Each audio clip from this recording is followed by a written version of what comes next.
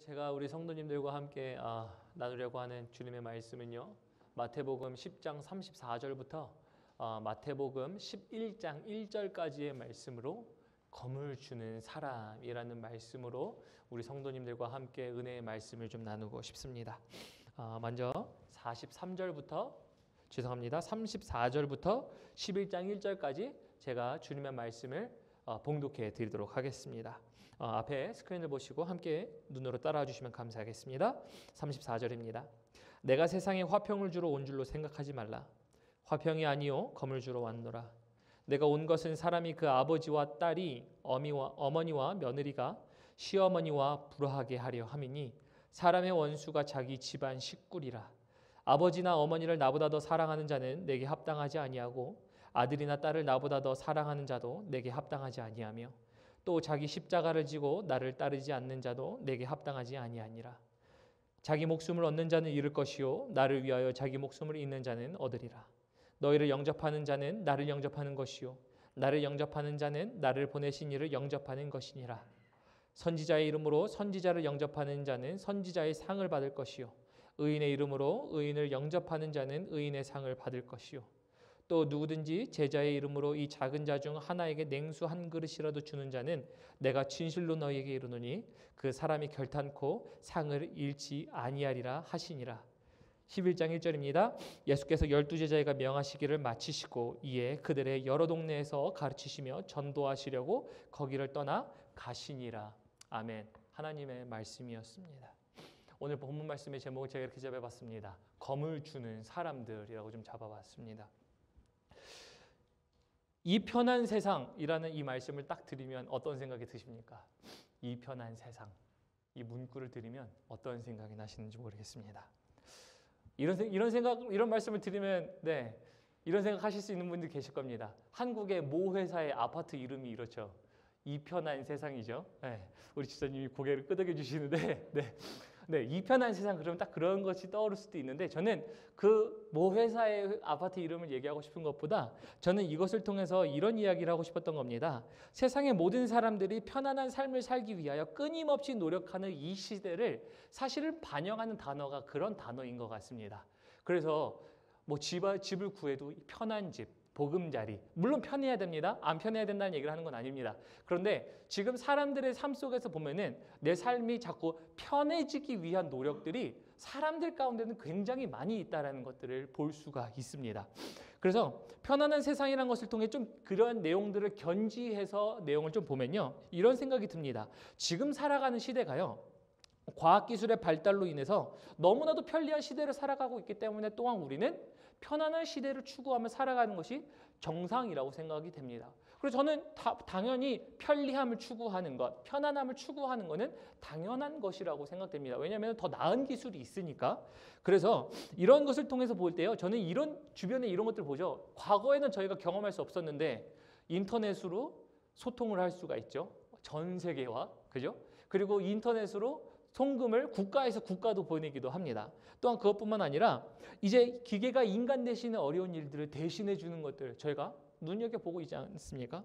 또 이제는 그런 것뿐만 아니라 기계가 대신하는 것 넘어서 이제는 로봇을 만들어서 무인 정찰기, 무인 자동차 대신 운전해 주는 거 이런 것들이 나오고 있잖아요. 그래서 이런 것들을 보면요, 사람들은요 너무나도 자연스럽게 편안한 삶을 추구하며 살아가는 것을 저희는 볼 수가 있습니다. 그래서 이런 것들을 보면서요, 이러한 한 시대를 살아가는 사람으로서 저는 이렇게 생각합니다. 세상의 문명, 그리고 그 문명의 이기들을 누리는 것, 문명을 통해서 개발된 것들을 누리는 것 자체는요 전혀 잘못된 게 없습니다.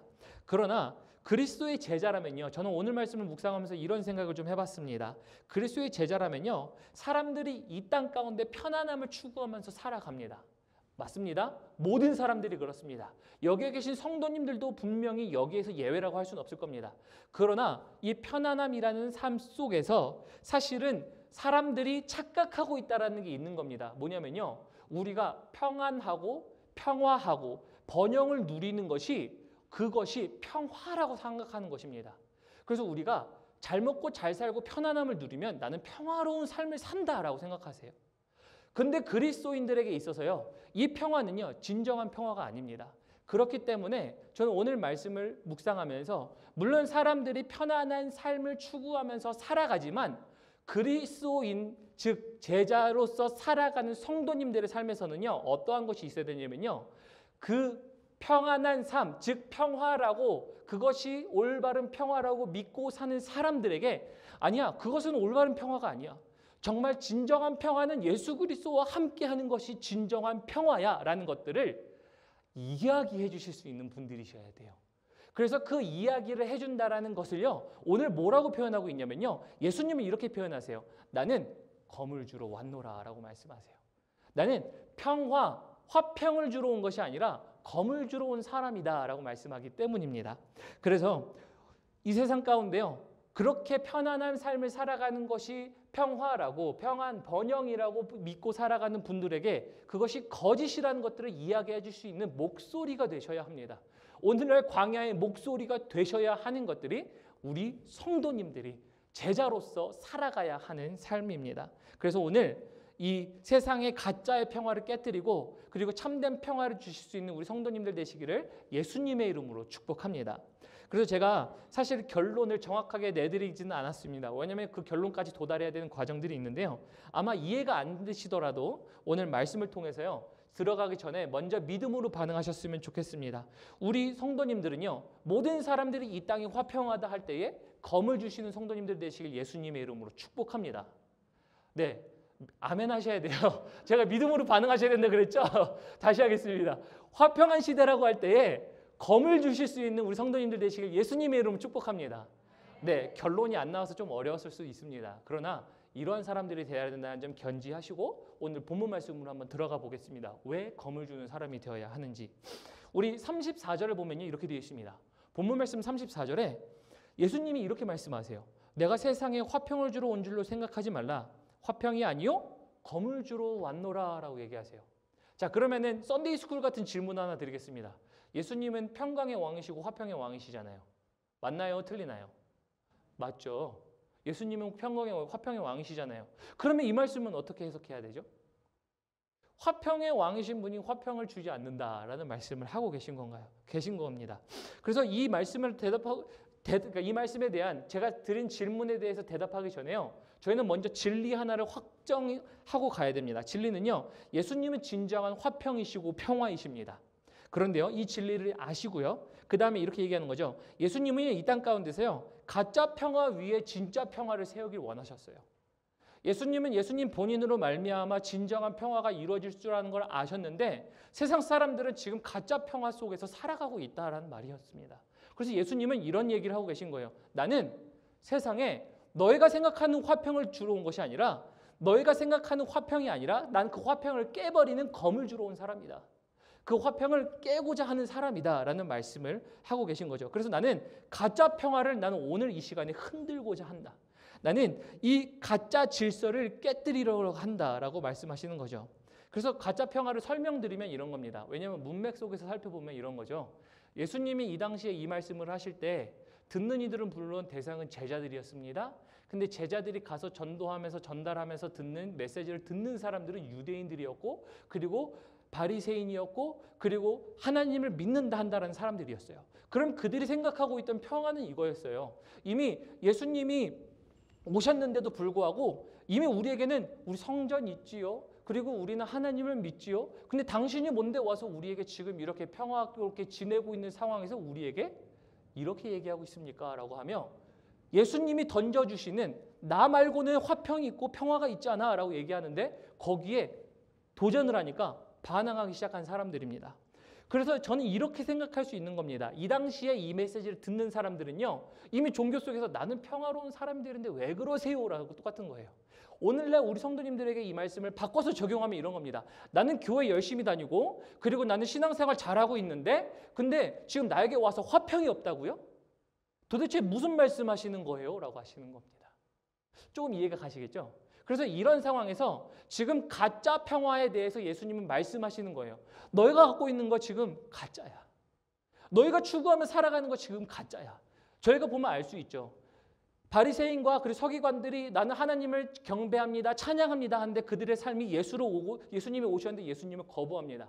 그리고 그들의 삶 가운데서는 율법만 있었지 그들의 심령이, 그들의 마음이, 그들의 삶이 다 하나님께 드려지지 않았었어요. 그러다 보니까 예수님은 한마디 하시는 거예요. 가짜야. 그거 가짜야 라고 말씀하시는 겁니다. 그래서 그들은 한마디로 예수님께 이런 얘기를 하는 거죠. 우리가 가지고 있는 질서를 깨려고 하지 마세요. 왜 우리가 이미 화평하게 지금 다 이렇게 오순도순 사이좋게 대제사장도 하고 서기관도 하고 저 밑에서 어떤 지금 하나님의 성전을 섬기는 사람들도 있고 지금 질서가 다 있는데 당신이 와서 지금 이 화평을 깬다고? 지금 질서 좀 깨지 마세요 라고 하는 말씀과 똑같은 거예요. 저는 이런 상황을 보면요. 어떤 상황이라고 생각하냐면요. 이런 상황과 같다고 생각합니다. 우리 성도님들이 이스라엘 백성들이 애굽 땅에 있었을 때 그 사건들을 기억하시죠? 이스라엘 백성들이 애굽 땅에서 노예로 있었습니다. 노예로 있었는데 예수님은 분명히 그게 화평이 아니라는 걸 아셨어요. 지금 너희가 그 삶에 안주해서는 안 돼. 내가 너희에게 원하는 삶은 나는 너희를 향한 부르심이 있고 너희는 나를 전달해야 되는 민족이고 그래서 나는 너희를 불러냈다라고 합니다. 그런데 이스라엘 백성들이 이제 그 어려움 가운데 있으니까 그 삶 가운데 검을 주시는 하나님을 만나니까 뭐라고 얘기하죠? 하나님, 우리 고기도 못 먹고 부추도 못 먹는데 예전에 있던 대로 그냥 놔두시지. 왜 우리를 이 땅 가운데 부르셔서 이렇게 고생시키세요? 라고 하는 것과 똑같습니다. 다시 말하면 우리 가운데 이미 신앙생활에 내재되어 있고 합리화되어 있는 우리 가운데 나는 잘하고 있어. 아니면 나는 잘 믿고 있어. 아니면 나는 지금 이 상황 우리는 너무 잘 돌아가고 있잖아. 마찬가지로 이렇게 얘기할 수 있습니다. 저희 펠로십 교회는 잘 돌아가고 있지 않아? 사람들이 너무 사이좋게 잘 지내는 거 있어. 물론 그럴 수 있습니다. 그러나 진짜 그게 화평인가요? 아니요. 진짜 화평은 예수님이 계셔야 화평인 거예요. 평강의 왕이신 예수 그리스도께서 다스리는 게 화평이기 때문에 사실은 그러한 것들을 볼 때 우리는 하나님께서 우리에게 검을 주실 때 우리는 사실은 힘들지라도 박수치며 환영하며 우리는 내 진정한 왕이시여 우리는 화평의 길로 가겠습니다라는 결단이 있어야 되는 거예요. 그래서 우리 성도님들의 삶 가운데서도 이런 결단이 있어야 되는 거예요. 만약에 내가 믿고 있는 것 삶 속에서 주님이 또 다른 단계로 나를 이끄시기 위하여 검을 던져주신다면 그러면 나는 어떻게 반응할 것인가요? 우리 성도님들은 어떻게 반응하시겠습니까? 우리 애굽에 있었던 이스라엘 백성처럼 검을 주시는 하나님께 불평하시겠습니까? 아니면 그 길이 어려워도 당신은 진정한 우리의 왕이시고 화평이시기 때문에 우린 그 길을 걸어가겠습니까? 라고 선택하시겠어요? 이게 지금 검을 던져주시는 주님이세요. 또 이것이 어떤 시대에 있었냐면요. 로마 시대에 있었습니다. 가짜 평화라는 거 들어보셨나요?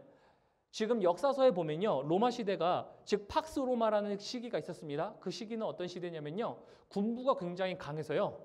전쟁으로 인해서 하도 이기다 보니까 그 군부의 힘에 의해서 전체 주변 국가가 조용한 겁니다. 그래서 평화예요. 안정기 같아요. 태평성대를 누리고 있는 것 같습니다. 그러나 사실은 태평성대를 누리고 있는 것이 아니라 힘에 의하여 강압적인 화평이 그들 나라에 있었던 거죠. 그런데 그 밑에는 뭐 있었냐면요. 노예가 있었고요. 그리고 전쟁의 포로들이 있었고요. 그 많은 가짜 평화를 유지하기 위한 계급제도 시작해서 모든 것들이 있었습니다. 다시 말하면 가짜 평화를 유지하기 위한 수많은 노력들이 항상 있어야 됩니다. 근데 저는요. 이것을 다시 또 삶 가운데 일반 우리 성도님들 삶 가운데 적용하면 이런 부분이 적용할 거라고 생각이 됩니다. 어떤 거냐면요. 이런 겁니다. 나는 예수 없이도 살아. 이런 분들 만나보셨습니까 혹시? 나는 예수 없이도 살아. 예수가 뭐 중요하다고? 이런 분들 계실 수 있습니다. 아니면 예수를 믿는다라고 하시는 분들에게도 이러한 비슷한 증상이 나타날 수 있는데요. 그건 뭐냐면요. 이런 겁니다. 그런 분들은요. 나름대로 삶 가운데 굉장한 평화가 있을 수 있어요. 나름대로 삶 가운데 안정된 직장, 안정된 가정, 안정된 신앙생활부터 시작해서 겉으로 볼 때는 굉장히 안정되어 있는 것이 있을 수 있을 것 같습니다. 굉장히 안정돼 보여요. 잘하는 것 같아요. 그 삶을 잘 사는 것 같아요. 그러나 그런 사람들의 그 깊이에 들어가면요. 이런 겁니다. 진정한 주 평화이신 예수님이 없기 때문에 그 삶 가운데 죄를 덮기 위한 노력들이 무수하게 쏟아지기 시작합니다. 그 죄를 덮기 위해서 가짜 평화를 고집하기 위해서 나의 어떠한 추한 나의 인생의 어떠한 부분들 주님께 가리기 시작합니다. 사람들에게 가리기 시작합니다. 그리고 그것을 거짓으로 표현하기 시작합니다. 다른 사람들에게 나는 잘 살고 있어. 마치 연예인이 정말 힘든 삶을 살고 있는데 겉으로는 이미지로는 나는 잘 살고 있어 라고 하는 것과 동일한 거죠. 죄를 가리기 위해서. 이게 가짜 평화를 유지하기 위해서는 너무나도 수많은 시간과 노력들이 들어가기 시작합니다. 또 제가 예를 한번 들어볼까요? 지금 저희가 남북한이 지금 분단 국가에 있죠. 분단 국가에 있는데 이 분단이 사실은 지금 평화입니까? 아니면은 뭐 불안한 상태입니까? 뭐 나름대로 진단하시기에 따라 다르실 수는 있습니다. 그러나 저는 이 말씀을 드리고 싶은 겁니다. 평화라고 해도 사실은 이게 진정한 평화는 아닌 거죠. 가짜 평화인 거죠. 가짜 평화를 유지하기 위해 무엇이 들어가죠? 군사력을 유지해야 되죠. 군사력을 유지하기 위한 경제가 들어가죠. 그리고 거기에 각계 부층의 어떤 사람들이 들어가죠. 이런 지금 정말 진정한 평화가 아닌 것을 유지하기 위한 일들이 많이 들어간다는 것입니다. 마찬가지예요. 그래서 우리가 예수 그리스도로 인하여 우리 삶 가운데 진정한 평화가 없으면요, 우리는 우리 스스로의 힘들이 막 들어가기 시작해요. 그런데 그 상황에서 예수님은요, 그 사람들에게, 그리고 이러한 것들을 들어야 하는 사람들에게 예수님은 검을 주시기 위하여 제자들에게 이렇게 말씀하시는 거예요. 내가 사람들에게 화평을 주는 것이 아니라 검을 주러 온 것처럼 너희도 검을 주는 자가 되라 라는 말씀입니다. 그래서 오늘 제가 제목을 검을 주는 사람이라고 잡은 이유는요, 이런 거예요. 예수님이 제자들에게 전도 보냈다라고 지금 제가 문맥을 통해 보았다고 말씀드렸잖아요. 그리고 제가 그동안 보았는데, 그러면서 그동안 보아오면서 예수님이 하신 말씀은 동일하게 이런 거예요. 나도 검을 줬으니 너도 검을 줘라 라는 말씀입니다. 그래서 너희는 이들에게 진짜 평화를 주기 위해 나처럼 검을 주는 사람이 되라라는 이야기를 다시 바꿔 표현하면 뭐냐면요, 이런 겁니다. 너희는 나를 선포해라 해요. 너희는 나를 선포해라. 그래서 검을 준다라는 것은요, 어떤 것을 이야기하냐면요, 하나님의 말씀을 통해 주라는 겁니다. 우리 에베소서 6장 17절에 보면 이런 얘기가 되어 있습니다. 에베소서 6장 17절에 보면요, 구원의 투구와 성령의 검, 곧 하나님의 말씀을 가지라라고 얘기합니다. 그래서 검은 곧 말씀이라고 얘기합니다. 다시 말하면 이런 겁니다. 제자들에게, 그리고 마찬가지로 여기 앉아 계신 우리 귀한 성도님들 한 분 한 분에게 예수님은 이 말씀하고 계세요. 나의 제자로서 나는 너희에게 이렇게 명한다. 너희는 검을 주는 자들이 되라. 어떤 검을 준다고요? 말씀으로 검을 주는 자들이 되라. 그럼 말씀으로 누구를 주라고요? 예수 그리스도, 진정한 화평을 주는 자들이 되라라는 얘기입니다. 다시 말하면 우리 성도님들의 입술 가운데 예수를 선포해라라는 이야기를 하는 겁니다. 그래서 저는 이렇게 숙제를 드리고 싶어요.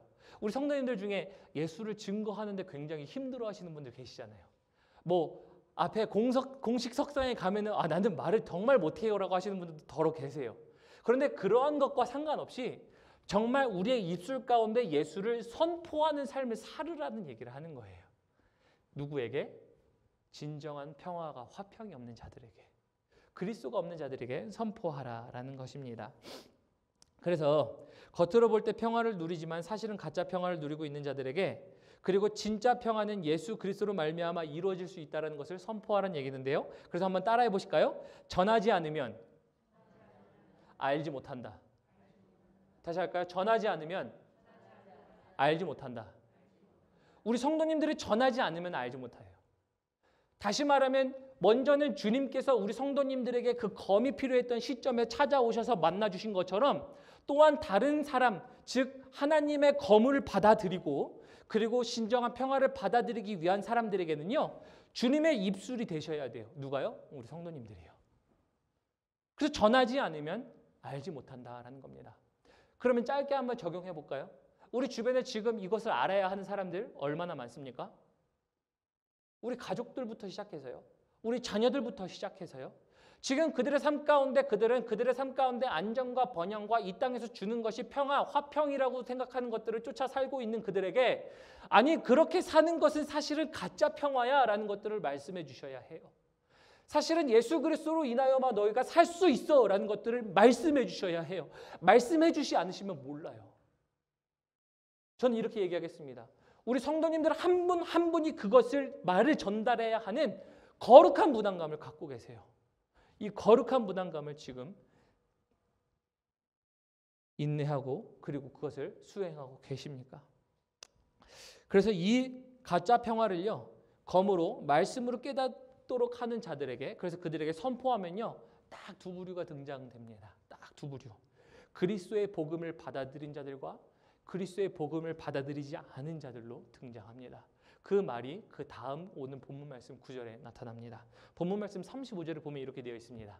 마태복음 10장 35절을 보면요, 내가 온 것은 사람이 그 아버지와 딸이 어머니와 며느리가 시어머니와 불화하게 하려 함이니, 36절, 사람의 원수가 자기 집안 식구리라. 자, 35절에 등장하는 그 이야기 있죠. 며느리가 시어머니와 불화한다는 얘기. 뭐 이거는 굉장히 많이 들어봐서 뭐 알 수 있을 것 같은 얘기인 것 같지만, 사실 앞에 있는 얘기 좀 이해가 가세요? 앞에 있는 얘기, 내가 온 것, 아버지와 딸이 불화하며, 그리고 자식과 자식뿐만 아니라 자기 집안 식구 전체가 다 원수가 되게 한다. 이 말씀 이해하실 수 있으신가요? 왜냐면요, 이 말씀은 이런 겁니다. 이 말씀을 전할 때 생각해 보세요. 당시 유대인들에게, 유대 하나님을 믿는다고 한 사람들에게, 또한 그 이외에 이방 종교를 믿는 사람들이라고 넓게 한번 저희가 범위를 정해보죠. 그 사람들에게 예수 그리스도를 증거하며, 당신들이 살고 있는 삶은 지금 사실은 진짜 화평이 아니라 그리스도가 있어야 화평입니다 라고 전달을 하게 된다면, 그런데 그 중에 가족 딱 한 사람이 믿었어요. 야, 예수 그리스도를 믿어야 정말 화평이 있구나 라고 한다면, 그 사람이 그 집안 사람들에게 어떠한 일들을 당하겠습니까? 그 사람은 정말 쉽게 말하면 오늘날 이단자가 되는 거예요. 야, 우리가 유일하신 하나님 한 분, 유대 종교에서 당신이 너가 어떻게 그렇게 믿을 수 있냐부터 시작해서 그러한 공격을 받는 시대였어요.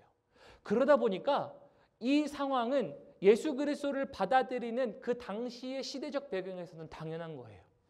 그래서 이러한 사람들이 나타나기 시작해서 예수님은 이렇게 말씀하세요. 너희가 화평을 전하며 그 가짜 화평을 깨며 검을 전할 때에는 분명히 그 믿는 사람들에게는 이러한 현상들이 나타날 수 있다라는 것입니다. 그래서 예수님은요, 그리고 나서 이 말씀을 하세요. 그 믿은 사람들에게, 가족들에게도 어려움을 받을 수 있는 사람들에게 이러한 말씀하세요. 그래서 37절의 말씀이 이제 이해가 갈 수 있는 건데요. 37절 말씀 보면 이렇게 되어 있습니다. 37절에 아버지나 어머니를 나보다 더 사랑하는 자는 내게 합당하지 아니하고 아들이나 딸을 나보다 더 사랑하는 자도 내게 합당하지 아니하며 라고 얘기합니다. 그래서 이 말씀을 오해하시면 안 됩니다. 우리가 부모님을 사랑하지 말라는 얘기가 아니에요. 자녀를 자녀를 많이 사랑하지 말라는 이야기가 아닙니다. 그런 이야기가 아니고요. 평강의 주님과 함께해야 하는데 그것을 알고도 막는 이유가 가족들이라면, 그러면 너는 가족을 더 사랑한 것으로 내게 합당하지 않은 선택을 한 거다라는 겁니다. 다시 말하면 이런 거예요. 예수 그리스도로 인하여 나에게 검을 주신, 나의 화평이 진정 무엇인지 깨닫게 하신 예수님을 경험했습니다. 그런데 야, 얘야 그거 믿으면 안 돼. 그거 믿어서 좋게 뭐 있다고 지금, 그리고 그건 잘못된 거야 라고 하면서 얘기하는데, 아닌 것 같은데, 내가 믿는 예수님이 맞는 것 같은데 얘기할 수 있습니다. 그런데 그 상황에서요, 맞아, 엄마가 얘기했지, 그래, 그럼 나는 그 길로 가야지라고 돌아서는 사람들을 이야기할 수 있는 겁니다. 그 돌아서는 사람들에게 예수님이 이 말씀하세요. 그들은 내게 합당하지 않다라고 말씀하세요. 가족을 사랑하고 안 사랑하고의 문제를 얘기하는 것이 아닙니다. 지금 어떤 것이 더 합당한 선택을 했냐에 대한 도전의 결과입니다. 그런데 저는요, 이 케이스를 좀 거꾸로 얘기해 드리고 싶어요. 이 말씀을 묵상하면서 이런 생각을 해봤습니다. 요즘 가족 때문에 믿지 못하는 케이스들을 보는 거 많으십니까? 제가 뭐 5살, 6살 때 저희 부모님의 세대, 즉 여기 지금 우리 집사님들보다 조금 더 위에 계신 세대들은 예수님을 믿었다가 쫓겨나신 분들, 뭐 그런 간증들을 하시는 분들은 제가 조금 종종 들었었습니다. 그런데 요즘 시대에 예수님을 믿는다고 그래서 가족들에게 버림을 받는 사람들이 있나요? 아니요, 없어요. 근데 저는 거꾸로 이런 생각을 해보고 싶습니다. 오히려 그런 케이스들보다는요, 가족들의 믿음으로 오히려 막아버리는 케이스들이 많아서 문제예요. 어떤 케이스냐면 이런 거예요. 우리가 부모로서 자녀들에게 화평의 왕이신 예수 그리스도로 말미암아 살아가는 삶이 무엇인지를 보여줘야 하는데, 우리 부모들을 보면서 자녀들이 손가락질하는 거예요. 저게 믿음이라면 나는 안 믿어. 저렇게 믿는 것이 신앙생활이라면 나는 절대 믿지 않을 거야 라는 것들, 오히려 더 거꾸로 많이 보지 않나요? 이런 사람들에게요, 예수님은 그래서 이런 말씀하시는 거예요. 본문 말씀에 38절에 보면 이렇게 되어 있습니다. 또 자기 십자가를 지고 나를 따르지 않는 자도 내게 합당하지 아니하니라. 39절 자기 목숨을 얻는 자는 잃을 것이요 나를 위하여 자기 목숨을 잃는 자는 얻으리라 말씀하세요. 그래서 전하는 제자들에게도 이 말씀을 하는 것이지만 동시에 이 말씀을 받아들인 그 당시에 유대의 백성들에게도 얘기하는 거지만 또 세 번째로 동시에는 어떤 이야기를 하냐면 오늘날 믿음으로써 우리가 믿는 자들로서 믿음을 후대에 전수해 줘야 되는 사람들에게 이야기를 하는 거예요. 나를 따르는 자가 자기 십자가를 지지 않고는 나를 따를 때에는 절대 합당하지 않다라는 말씀입니다.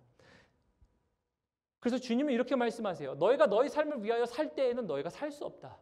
그러나 너희가 너희 삶을 위하여 살려고 하는 것을 포기하고 내 안에서 죽고자 한다면 너희는 살 수 있다가 예수님의 말씀 아닙니까?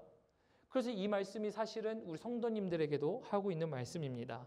그래서 이 말씀을 하시고 너희가 가짜 화평을 깨려고 오히려 검을 던져주는 것은 결국은 나를 증거하는 일인데 그렇다면 이 일을 한다면 너희는 어떤 일을 하냐에 대한 결과를 말씀하세요.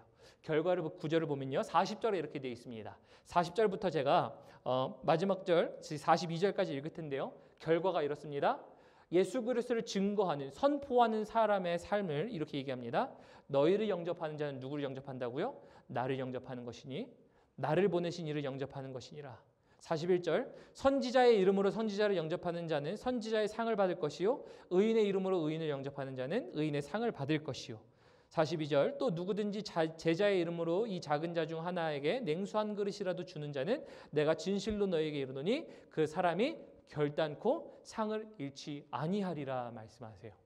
그래서 결국은 누가 받아들이겠는가라는 질문입니다. 그런데 그 받아들이는 사람이 있다면 누구를 받아들였다고요? 사실은 성도님들을 받으신 것이 아니고요. 저 앞에 있는 이두환 목사에 대한 말을 받아들인 게 아니고요. 주님을 받아들였다라고 얘기하고 있습니다. 그래서 주님은 한마디 다시 한번 말씀하세요. 너희는 선포하는 자가 되어라. 검을 던져주는 자들이 되어라 라는 문맥과 동일한 문맥입니다. 말씀을 좀 맺겠습니다. 이 편한 세상을 살아갈 때에요. 모두가 편안한 삶을 위해 달려갈 때에요. 진정 평화를 누리는 인생은요. 예수 그리스도 안에 있음을 깨닫게 해주는 것이 우리에게 주어진 임무입니다. 제자들에게 주어진 임무입니다. 그래서 주님은 명령하셨어요. 그래서 오늘 본문 말씀 11장 1절에 보면요. 그래서 정확하게 이게 명령이라는 것이 나와 있습니다. 11장 1절을 보면요. 이렇게 되어 있습니다. 예수께서 12 제자에게 명하시기를 마치시고 뭐라고요? 이 내용들이 뭐라고요? 명하셨다예요. 명하셨다. 다시 말하면 이곳에 계신 성도님들에게 명하셨다예요.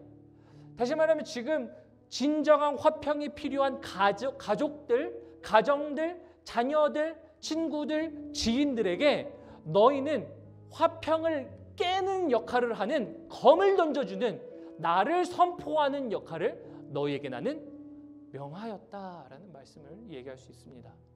저는 그래서 이렇게 얘기합니다. 우리 가정 중에 믿지 않는 영혼들 있잖아요. 그럼 이렇게 얘기할 수 있습니다. 그 영혼들의 책임은요. 그 말을 전하지 않은 성도님들에게 있습니다. 굉장히 무거운 겁니다. 그 예수를 믿지 않는 사람들의 책임은요. 다른 사람에게 있는 게 아니에요. 우리 성도님들에게 있어요. 그래서 성도님들에게 있기 때문에 우리가 다시 한번 이 무거운 책무를 느끼고 오늘 주님 나 다시 이 말씀을 깨닫고 선포하는 자가 되기를 소원합니다라는 말씀으로 나가셔야 합니다. 그래서 이를 삶의 거짓된 평화들을 깨뜨릴 것으로 명하셨고요. 말씀의 검으로 살아가라고 명하셨습니다. 저와 사랑하는 우리 펠로시교회 성도님들은요. 검을 주는 사람들입니다.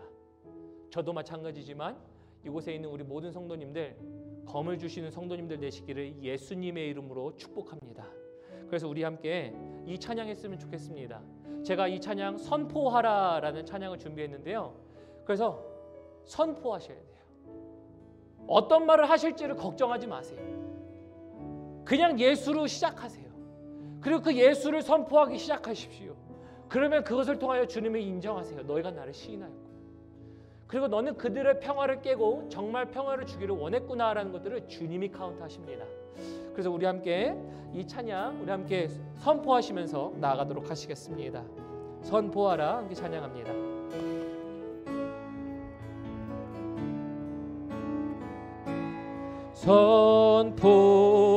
선포하라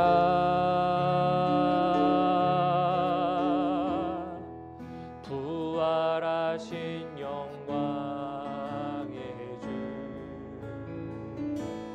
아름다운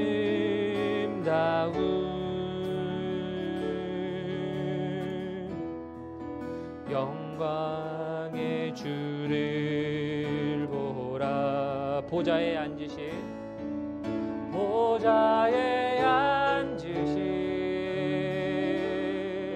그 어린 양 예수, 그 어린 양 예수. 다 무릎 꿇고서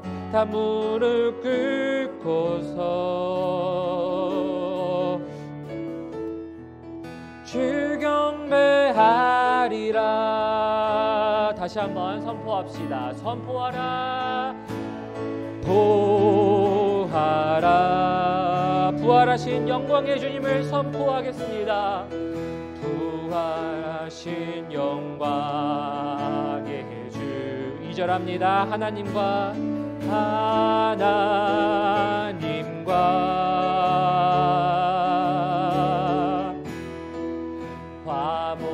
화목하게 하신 주. 찬송과 존귀와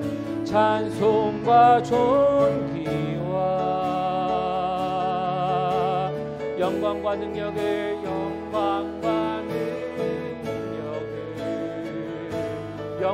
영원토록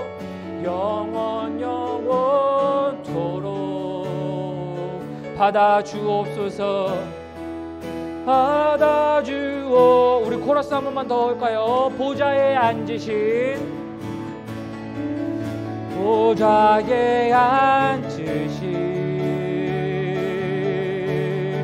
그 어린 양 예수, 어린 양 예수. 다 무릎 꿇고서 주 경배하리라.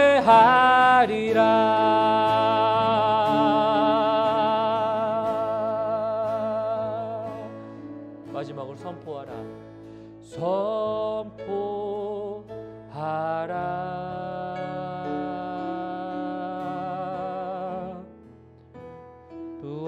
부활하신 영광의 주. 아멘. 그래서 참 두 가지 기도 제목을 좀 나누고 싶습니다. 우리 성도님들은 선포자이십니다. 검을 주시는 자들이십니다.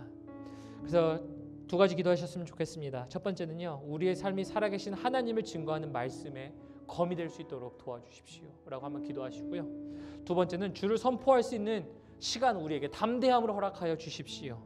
그래서 우리에게 큰 위로가, 격려가 그 순간순간마다 주님으로부터 우리에게 있을 수 있도록 도와주십시오. 그래서 진정한 화평, 평강의 왕이신 예수가 다스리시는 그 영혼들, 삶들 될 수 있도록, 그래서 우리를 그곳에 사용하여 주십시오라고 하며, 생각나신 영혼들이 있다면 주님께 올려드리며 하나님 우리의 입술을 여는 선포자가 되겠습니다라고 고백하며, 또 우리 주님께서 주신 마음들이 있다면요, 그 마음들을 함께 주님께 올려드리며 나가도록 하시겠습니다. 우리 함께 기도하시겠습니다. 하나님, 제가 고백했습니다. 하나님, 하나님의 말씀은 살아있는 그대로 고백했을 때에 이것이었습니다. 나는 이 땅 가운데 화평을 주러 온 자가 아니라 나는 그들에게 검을 주러 왔노라. 그러나 나는 그들에게 검을 주는 것은 이 땅 가운데 가짜의, 그리고 위장되어 있는 위선들, 그리고 그 모든 것들을 깨어부수고 나 예수가 주는 정말 진정한 평강과 화평을 주고자 하노라라는 하나님의 말씀이었고, 하나님은 그렇게 말씀하셨습니다.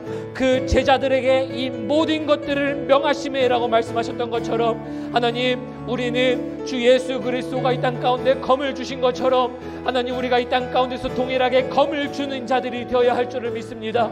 그러므로 하나님 우리에게 그 영혼들을 다시 한번 화평을 줘야 하는 무거운 책무가 하나님 우리 모든 한 사람 한 사람에게 있음을 고백합니다.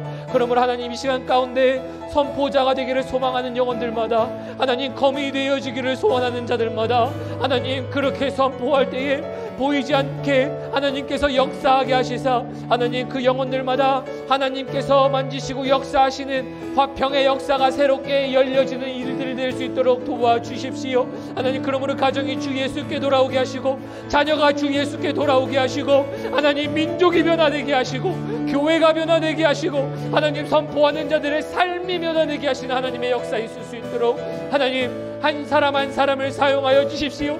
누가 주께 무릎 꿇겠습니까? 누가 주께 부탁하겠습니까? 하나님 그렇게 부탁하는 자들에게 하나님 말씀대로 역사하여 주십시오. 하나님 참 고맙고 감사합니다. 하나님 어떨 때로는 이렇게 무거운 책무가 우리에게 있음을 때로는 부담감으로 느껴질 수 있지만, 때로는 하나님의 살아가신 방법을 이 땅 가운데 보여지며 증거하며 나타낼 수 있는 방법이 있고, 또 그 방법에 우리가 사용되어질 수 있음에 정말 감사합니다. 그래서 하나님 오늘 우리 성도님들 한 분 한 분 삶 가운데 정말 이 화평이 필요한 자들이 있다면 하나님 선포하는 그 작정의 기도를 올려드리며 하나님 그것을 실제로 행할 때에 하나님께서 그 진정한 화평 평강의 왕으로 찾아와 주셔서 하나님 예수의 삶이, 예수의 통치가 그 곳곳마다 선포되어지는 곳곳마다 일어날 수 있도록 인도하여 주십시오. 다시 한번 그렇게 하실 그 주님을 찬양하며 이곳에 있는 우리 모든 성도님들을 주님의 도구로 사용하여 주십시오. 우리는 제자입니다. 감사합니다. 모든 말씀 살아계신 예수님의 이름으로 기도합니다. 아멘. 아멘. 감사합니다. 네.